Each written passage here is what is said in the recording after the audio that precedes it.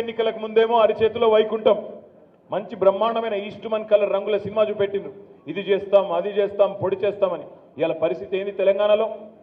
కేసీఆర్ ఉన్నప్పుడు కరెంట్ ఎట్లుండే, ఇవాళ ఈ ఎండాకాలం ఎట్లుందో ఒక్కసారి గుండె మీద చేసుకుని ఆలోచించమని చెప్పి నేను కోరుతా ఉన్నా.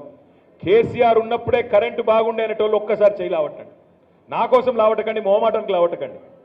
నిజంగా కూడా మీకు నిజంగా సిన్సియర్గా అనిపిస్తేనే లావట్టండి తప్ప లేకపోతే వద్దు. నా విజ్ఞప్తి ఏమంటే, మీ కళ్ళ ముందే మార్పు మార్పు అన్నారు, నర్సంపేటలో మార్పు తెచ్చుకున్నారు. మరి మార్పు బాగుందా? వచ్చిన మార్పు కరెంటు పోతున్నది, టైంకు విత్తనాలు దొరుకుతలేవు, టైంకు ఎరువులు దొరకవు, టైంకు రైతు బంధు పడదు. కేసీఆర్ ఉన్నప్పుడేమో నాట్లేసేటప్పుడు పడుతుండే రైతు బంధు. కేసీఆర్ ఉన్నప్పుడు నాట్లేసేటప్పుడు రైతు బంధు పడుతుండే. రేవంత్ రెడ్డి గారు వచ్చినాక ఓట్లేసేటప్పుడు రైతు బంధు వేస్తున్నాడు. గది మార్పు, గది తేడా.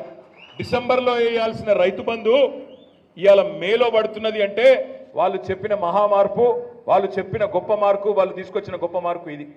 ఇవాళ పొద్దున్నే పేపర్ తీసి చూస్తే ఈనాడు పేపర్లో నిజంగా భయంకరమైన వార్త.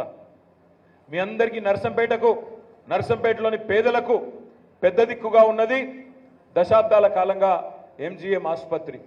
నిన్న ఎంజీఎం ఆసుపత్రిలో 1 కాదు 2 కాదు 5 గంటల పాటు సాయంత్రం 4:30 నుంచి రాత్రి 9:30 గంటల దాకా కరెంటు లేదు. కరెంటు లేదు అంటే మన ఇళ్లలో పోతేనేమో ఫ్యాన్ బంద్ అవుతుంది, బుగ్గ బంద్ అవుతుంది.